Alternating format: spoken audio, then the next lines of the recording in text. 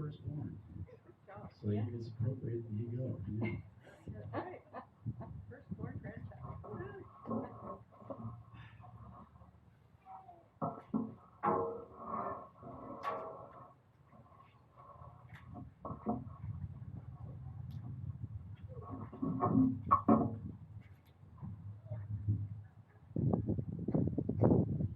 Sorry, I didn't know this was coming. I'm Scott, by the way. Les and Karen, my parents.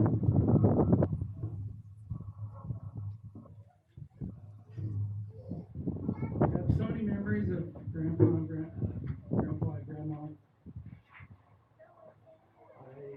I grew up in Louisiana, so we were kind of far away when I was a child. But it was always a special time for us to, when we went out to California and got to go see, Grandpa Tom, Grandpa Doris.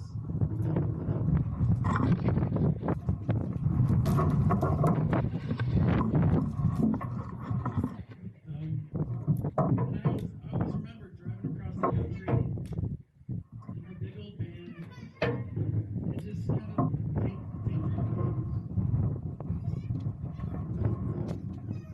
daydreaming about, what we're going to do when we get to Grandpa and Grandma's house. And they lived on those 5 acres, and it was a magical place to go and just get lost and play for hours and hours. And I loved that. That was my jam. I love to go rocks, hunt for gold, in the foothills of California. I love to catch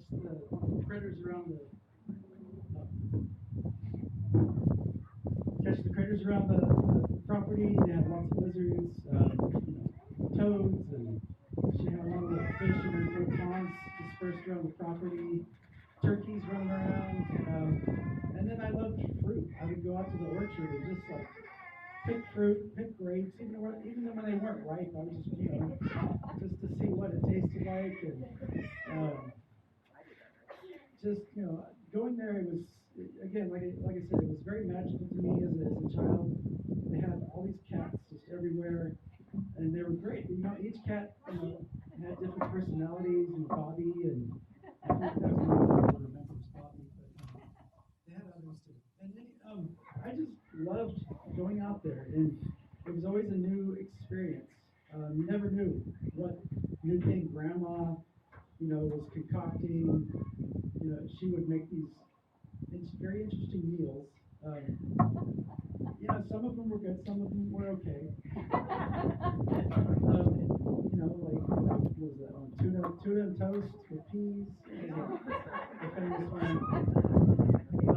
And then they had all kinds of fruit that I'd never, heard of, like papaya and mango. And this was stuff like before when it was kind of growing up in Louisiana, like we didn't have that stuff, And so they always have these just new experiences for me, and I love that about going out there. And I would spend weeks of each summer. I don't know how often, and just to be with them and to see how they live their lives. And Grandpa introduced me to computers. And, he had a computer. He let me tinker on it and mess around, and he'd be playing jazz in the background on his right there. And then we would listen to Giants baseball games on the radio, and that's where my love of the Giants comes from.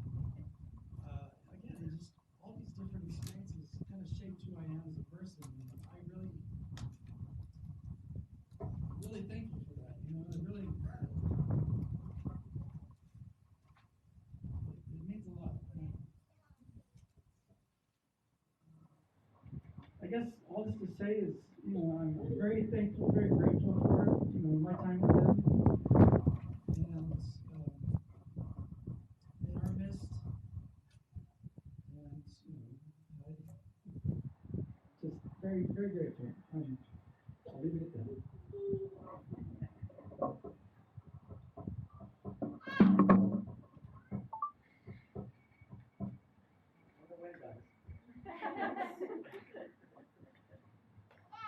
Well, first off, Kevin asked me, he started asking a lot of questions about mom and dad's life before any of us really knew them.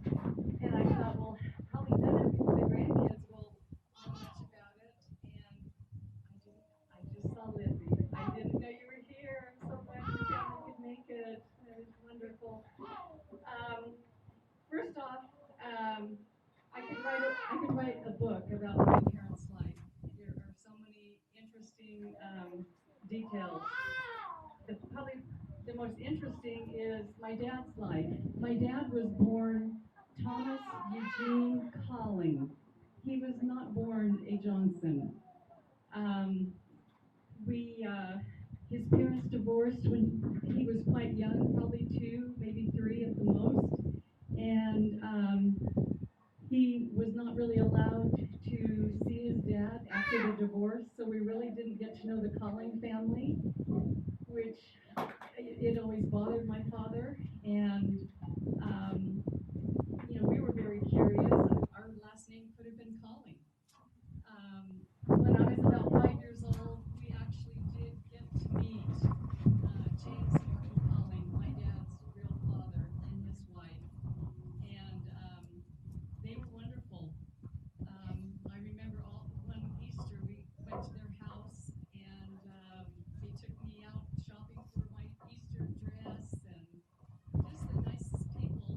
And really, I was so excited that we finally connected with our family heritage.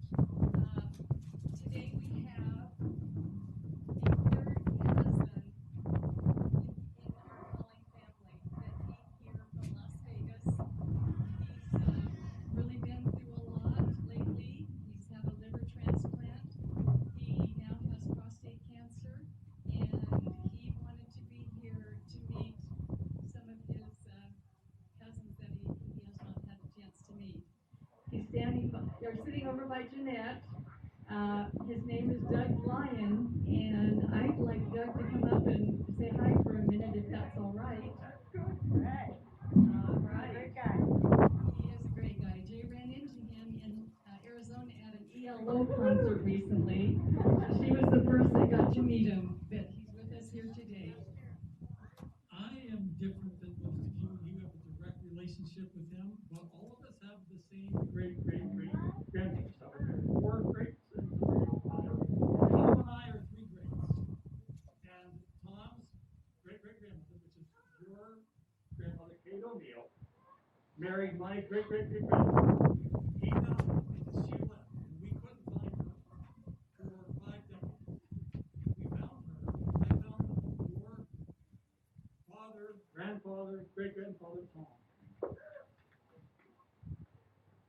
Both of us are members. Both of us had challenging lives. So after 150 years of my great-grandmother being born, great-great-grandmother, and your great-great-great-grandmother being born, the 2 families connected after not connecting for 140 years. We grew up on different sides of the coast. Your family is originally from Pennsylvania. I'm from Pennsylvania, and they moved out west, and I stayed. And I want you to know how important it is for you all to know how significant it was for your dad and your grandfather and your great-grandfather going up the ranks, how that was. The church was to him. And it's amazing, and I can only tell you from my own personal witness, that Kate O'Neill Lee Hope, his great-great-grandmother, has to be so pleased because her family is standing in front of me here today. All of you little kids, all of you teenagers, all of you parents. She gets to know that not only did her great-grandson join the church, but he has a posterity, and she has a posterity that's amazing. And it's a gift to her. And I can tell you, when I started my quest in 1980 to do family history, she became a priority. And it took me 4 decades to find her. And then when I found her grandfather and father, I called them on the phone and said, do you know if we may be related? And he said, no, I don't have any family. And I says, well, we just need to do one thing because I believe that we are. We took a DNA test, and sure enough, we were related. And he was joyful, I was joyful, and look, of all the people out there now, I have another part of the family I never knew. Right? And we're all in the same place at the same time, 150 years later.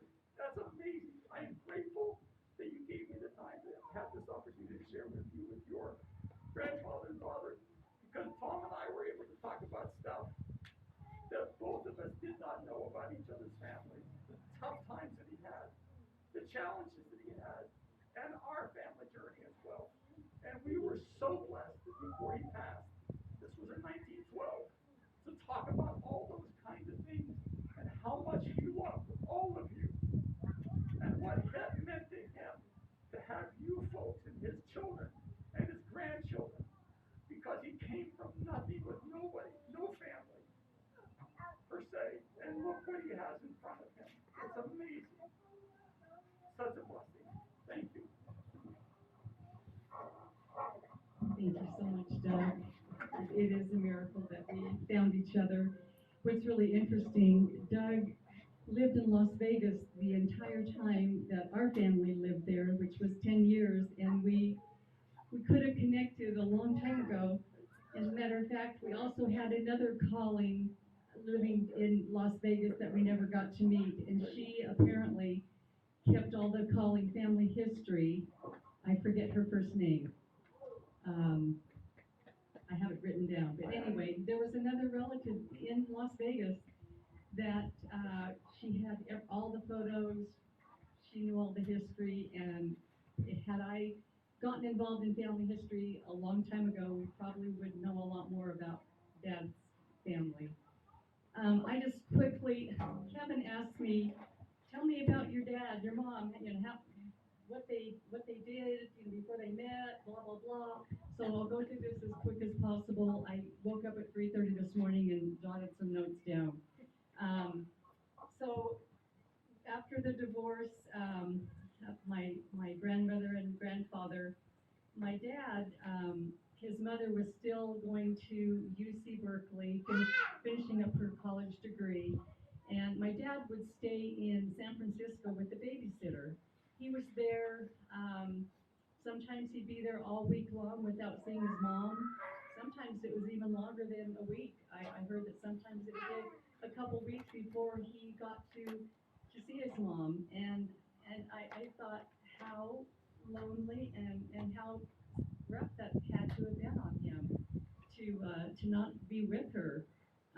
She married after the divorce 9 years later, so he did not have a father really until his stepfather Paul Johnson stepped in, and he was a great man, and we love him dearly. He was so good to my dad.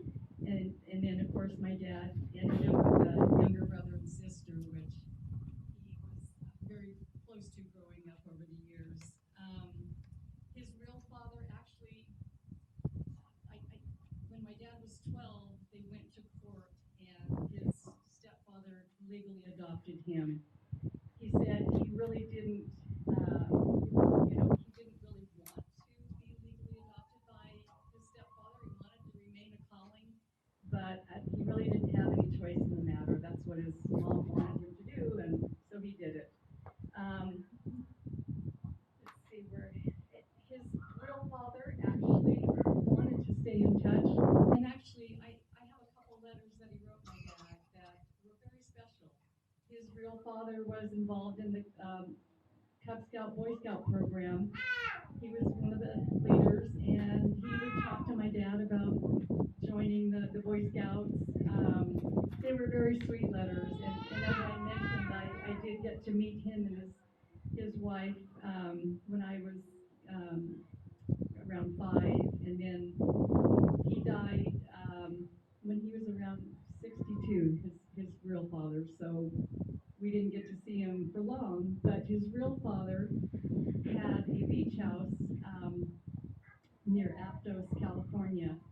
Um, Sea Cliff Beach is where we would hang out a lot in the summertime, and it was a blast. They lived close enough so you could just walk from the beach house to the beach. We spent many 4th of Julys lighting fireworks and roasting hot dogs and marshmallows, and pretty much had the beach to ourselves. It was just amazing. And then my the Johnson grandparents had a cabin up in Yosemite National Park, and we spent many summers there having a blast. It was, like heaven to have a beach house and a cabin in the family, and what wonderful memories we were able to make all those years. So Kevin asked me about my dad's jobs. So basically, my father, when he and my mom and dad met at San Mateo Junior College, and they got married shortly after they met. And my dad took an aptitude test to find out where his interests lie, or where his talent, what he would do best at as a major in college. And it came out agribusiness, and so he decided to transfer to University of California at Davis up by Sacramento, where they specialized in agriculture, all the different fields of agriculture that you could train in. Let's see. So we after Chris was born, and they were still in college, and right before my dad's graduation, I was born. And after that, my dad managed 2 different church welfare farms. One of them was in Livermore, California, and Chris and I had quite the adventure there. Jeanette was born in Livermore, so she was just a little squirt. But Chris and I would go out to the farm with my dad. They had cows and chickens and little baby chicks and bunnies, and it was just fun being a kid, running around on a farm, exploring, and just watching what my dad did. And that was a church welfare farm. He also managed another church welfare farm in Patterson, and the church was building a house for us there. And while we were waiting for the house to be built, we rented a house in Turlock, and we lived on a dairy for the length of time that it took to build the house. And that was also another fun place to grow up, because there were cows and barns full of hay with we'd go through the tunnels in the hay, we'd climb all over the place, we'd climb to the top of the hay bales and jump down on the ground into the piles of soft hay. We raised a calf named Sancho at the dairy, and that was kind of fun until my parents decided it's time to sell Sancho. And then all of a sudden the freezer became full of steaks and all kinds of good meat that wasn't there before. So that was kind of interesting. One of the schools, we went to an old country school, and as we're sitting in our class, I'm looking out the window, and they're hoisting up a big pig, and they're proceeding to slaughter the pig right there in front of us as we're sitting in our classroom. So I got to see a lot of interesting things as a kid. Let's see. Moving, when we finally did get to move to Patterson, it was out in the country, and we lived right there on the ranch. Dad was very busy. There was always something to do. Equipment breaking down, ditches getting messed up, and he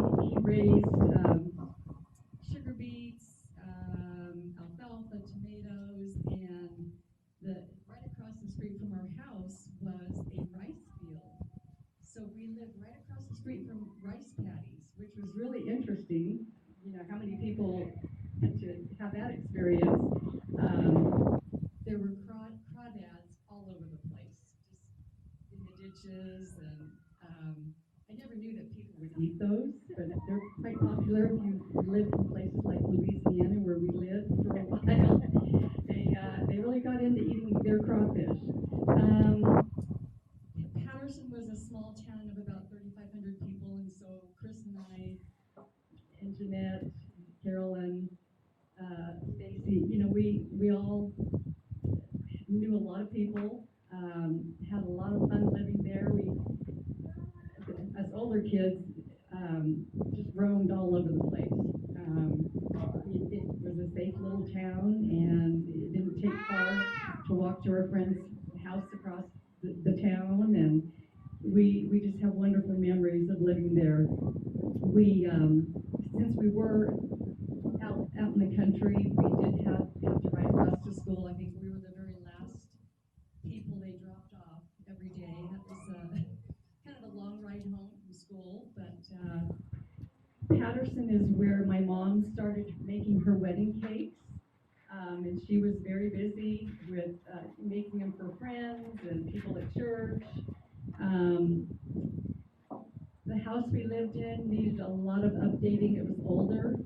We lived right next door to the mayor of Patterson, and just kind of an older part of town. And so my mom and dad, and even Chris, helped to remodel the house. There was an attic, and in the attic was a lot of space, and Chris actually built most of his own bedroom there. And it was, you know, it was impressive to see everybody work together to get that house livable for our 5 kids. We were very blessed to have 3 sets of grandparents. Our calling grandparents, and their, you know, the wonderful time we spent with them at the beach. Our Johnson grandparents, who we spend a lot of time with at Yosemite. And then our Olson grandparents, who lived in San Mateo, California. My grandfather was an inactive member of the church, a great guy. He left home at a young age to become a barber, and we just loved Grandma Olson and Granddad Olson. He had a garden always. He was like a little farmer in the city. Always had an apricot tree full of apricots. My grandma was an excellent cook. They just spoiled us every time we go to visit. Oh, my grandfather at the barber shop had a stack of comic books that if we had kept them, we would all be millionaires today. He gave them to us grandkids, and I wish we had kept them. One of the things my grandfather did that I'm so grateful for, Granddad Olson, he was not an active member of the church, but he decided to send the missionaries to my mom and dad. I was about a year old, and he wanted our family to have the gospel in our lives, and I am forever grateful to him for that, because it has blessed our lives as a family. It has brought so much joy and so much peace into my own life. I just feel so blessed that my grandfather wanted us to have the gospel of the Savior, Jesus Christ, in our life. And I just want to thank my mom and dad for being a good example to us, and for all that they did. I am just forever grateful, and can't wait to join them here in the next few years. Sometime. My inactive grandfather sent them. Yes, yes. And my grandmother always promised that she would join the church. And so I've done her work. We'll see. Anyway, I'm going to be quick. Who's next? I'll be quick. My sisters are doing such a good job. I don't have to say much.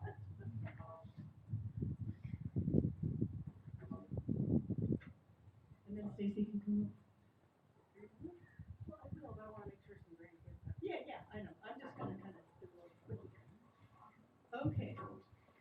You have heard that my parents love gardening a lot, so I did a little something for grandchildren and great grandchildren.